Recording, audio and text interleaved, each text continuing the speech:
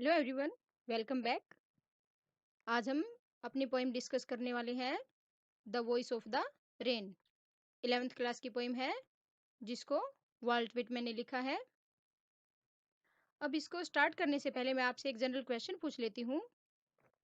उसका जवाब अगर आपको पता है तो आप कमेंट सेक्शन में दे सकते हैं कि वर्ल्ड वार सेकंड कब हुआ था। अब हम अपनी पोएम की तरफ चलते हैं। पोएम का नाम है the voice of the rain, जिसके नाम से ही हमें पता चल रहा है कि ये वॉइस है, किसकी वॉइस है? रेन की, बारिश की आवाज। इसके पॉइंट है वाल्ट विटमैन। वाल्ट विटमैन एक राइटर भी हैं, एक पोइट भी, फिलोसफर भी और एक थिंकर भी हैं। उन्होंने ये पोएम एक कन्वर्सेशनल फॉर्म में लिखी है।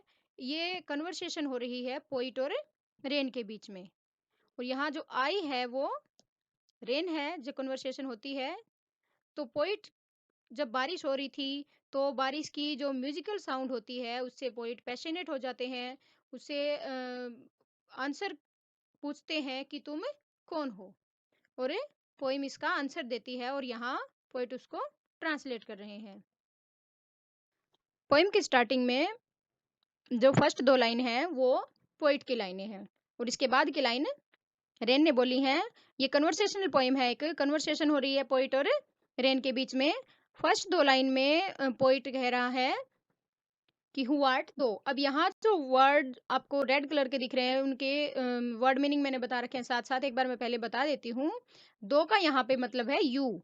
शोवर बारिश की बौछार होती है। स्ट्रेंज कोई भी अजीब चीज लगती है जो हमें अजीब। एटर्नल होता है फॉरएवर, अनंत। इम्पल्पेबल जिसको छुआ न जा सके, जिसको टच न किया जा सके। बॉटमलेस, बॉटम होती है तली, और बॉटमलेस बिना तली के। अपवार्ड ऊपर की तरफ। वेंस फ्रॉम वेयर जहां से।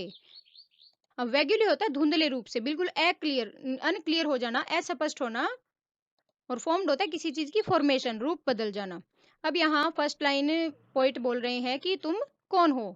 Said I to the soft falling shower. जो फर्स्ट लाइन में आई है वो है पोइट, और मैं सॉफ्ट आराम से गिरती हुई बारिश की बौछार से मैं पूछता हूँ कि तुम कौन हो। विच स्ट्रेंज टू टेल, जिसने मुझे आंसर दिया, और वो बहुत ज्यादा अजीब लगा मुझे कि उसने मुझे आंसर दिया है। एज यर ट्रांसलेटेड, जिसका मैंने यहाँ ट्रांसलेशन किया है, जिसको मैंने यहाँ पे आपको बताया है। अब थर्ड लाइन स्टार्ट होती है, बारिश की आवाज है ये। I am the poem of earth, मैं धरती की कविता हूँ। Said the voice of the rain. Eternal I rise impalpable. Eternal होता है फॉरएवर, हमेशा मैं क्या करती हूँ, उठती हूँ। इम्पल्पेबल बिना छुए, यानी कि मुझे कोई छू नहीं सकता। अब यहाँ पोइट ने बहुत ब्यूटीफुली डिस्क्राइब किया गया है, रेन साइकिल को डिस्क्राइब किया है बहुत सुंदर तरीके से, कि जो सी होते हैं, नदी होती है, झरने होते हैं, वहां से धरती से बारिश पानी इवेपोरेट होके भाप बन के ऊपर उठता है, और उसका ऊपर जाके रूप चेंज हो जाता है, और फिर वो वापस बारिश के रूप में धरती पर आ जाता है। तो उसको जब वो उठती है तो उसको छुआ नहीं जा सकता। होती वो पानी की फॉर्म ही है, पर हम उसको छू नहीं सकते हैं। तो इसमें कहा है कि मैं हमेशा उठती हूँ बिना छुए, कोई मेरे को छू नहीं सकता। Out of the land and the bottomless sea. Upward to heaven, upward ऊपर की तरफ। हेवन यहाँ कहा गया है स्काई को। हेवन का मतलब वैसे होता है स्वर्ग, पर यहाँ हेवन को स्काई कहा गया है, कि स्काई की तरफ, मैं आसमान की तरफ उठती हूँ, जहां पर वेगुली धुंधले रूप से। वेगुली मतलब जैसे कि बादल होते हैं, उनका कोई एक रूप नहीं होता, कोई कैसा ही होता है, कोई कैसा, कोई ब्लैक होता है, कोई व्हाइट होता है, कोई बिल्कुल मटमैले कलर का होता है।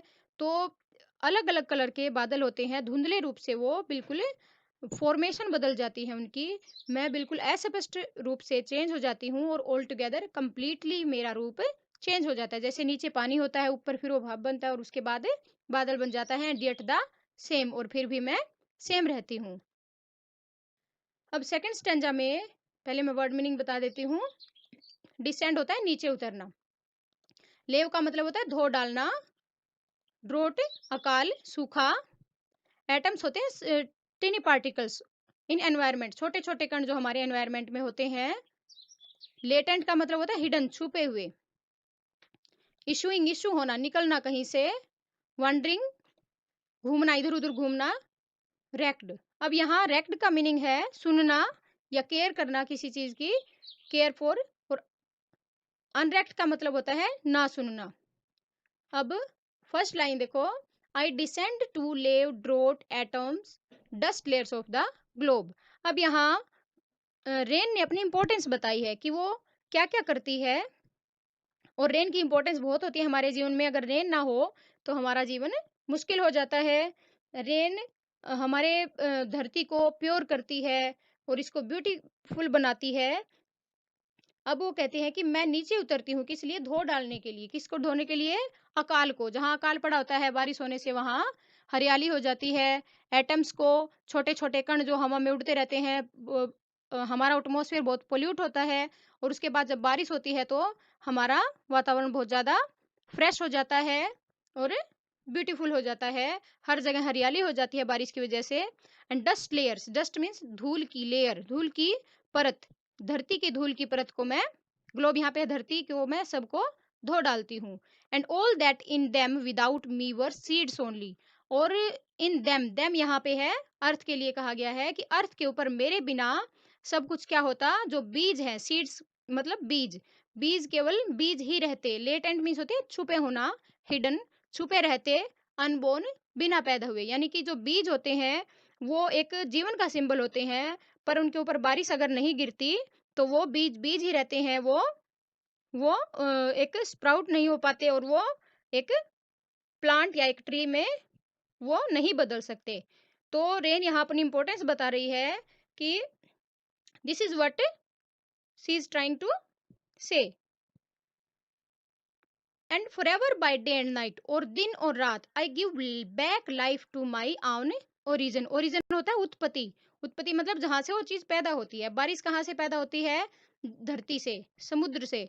अब समुद्र में जब पानी भाप बन के ऊपर उठता है, धरती से भी जहां से पानी ऊपर उठता है तो वो ऊपर जाके बादल बनता है और फिर नीचे वापस बारिश आती है। यहाँ एक रेन साइकिल को भी दिखाया गया है बहुत ब्यूटीफुली। अब मैं मेरे अपने ओरिजिन को, अपने उत्पत्ति स्थल को, यानी कि धरती को मैं जीवन वापस करती हूँ, इसको ब्यूटीफाई ब्यूटीफाई करती हूँ और इसको प्योर बनाती हूँ, इसको शुद्ध बनाती हूँ। अब जो नेक्स्ट टू लाइंस हैं ये ब्रैकेट में दी गई हैं। ब्रैकेट में क्यों दी गई हैं? क्योंकि ये पोइट की थिंकिंग है, पोइट सोच रहे हैं ये बात। फर्स्ट टू लाइंस थी पोइट की, उसके बाद की सारी लाइनें हैं रेन की, और ये लाइन पोइट सोच रहे हैं कि अब यहाँ पे लास्ट लाइंस में पोइट ने सॉन्ग को रेन के साथ कंपेयर किया है। जैसे रेन जो होती है वो, उसको चाहे कोई रेन को चाहे देखे ना देखे, वो ऊपर उठती है, फिर बारिश आके और फिर नीचे आ जाती है बारिश से, बारिश बन के। इसी प्रकार जो सॉन्ग होता है, for song issuing from its birth place, अपने बर्थ प्लेस से निकलता है, यानी कि पोइट के हार्ट से निकलता है और लोगों के दिल में पहुंचता है, उनकी भावनाएं जगाता है और वापस पोइट के हार्ट में आ जाता है, वापस उसके दिल में आके समा जाता है। आफ्टर फुलफिलमेंट वंडरिंग, अब वो फुलफिलमेंट के बाद, यानी कि लोगों के दिल में प्यार जगाने के बाद, इधर उधर घूम के, रेक्ट और अनरेक्ट, रेक्ट का मतलब यहाँ पे होता है सुनना, चाहे उसको कोई सुने, उसकी केयर करे कोई, या अनरेक्ट या कोई उसको ना सुने, ड्यूली विद लव रिटर्न्स, और प्यार के साथ वो वापिस आके पोइट के दिल में समा जाता है। जैसे बारिश होती है, बारिश की बारिश कई रूप ले लेती है, जैसे वो शुरू में पानी होती है, फिर भाप, फिर बादल, और बारिश वापस आके धरती पे गिरती है। ऐसे ही सॉन्ग भी कई तरीके से लेते हैं लोग उसको, कोई किसी तरीके से उसको समझता है, कोई किसी तरीके से समझता है। तो यहाँ कंपैरिजन किया गया है सॉन्ग और बारिश का। अब यहाँ है पोइटिक डिवाइस, पर्सोनिफिकेशन। यहाँ पे पर्सोनिफिकेशन यूज किया गया है कि रेन को पोइट ने एक नॉन लिविंग थिंग को एक लिविंग थिंग माना है और उससे क्वेश्चन पूछ रहे हैं। अब मेटाफर होता है किसी दो चीजों का इनडायरेक्ट कंपैरिजन करना। यहाँ पोइट कंपैरिजन कर रहा है कि ये I am the poem of अर्थ, धरती की मैं कविता हूँ। पोइम को धरती की कविता बताया गया है। हाइपरबोल, हाइपरबोल होता है कोई चीज को बढ़ा चढ़ा कर बोलना, जैसे बॉटमलेस सी, समुद्र को यहाँ बॉटमलेस कहा गया है। इमेजरी, किसी चीज को हमें देखकर उसको वर्णन करते हैं, जैसे कि बारिश को देखकर पोइट बता रहा है कि soft falling shower. Thanks for watching, keep smiling, see you in the next video. और जो मैंने आपसे क्वेश्चन पूछा था एक, उसका कमेंट सेक्शन में उत्तर दें। Thank you.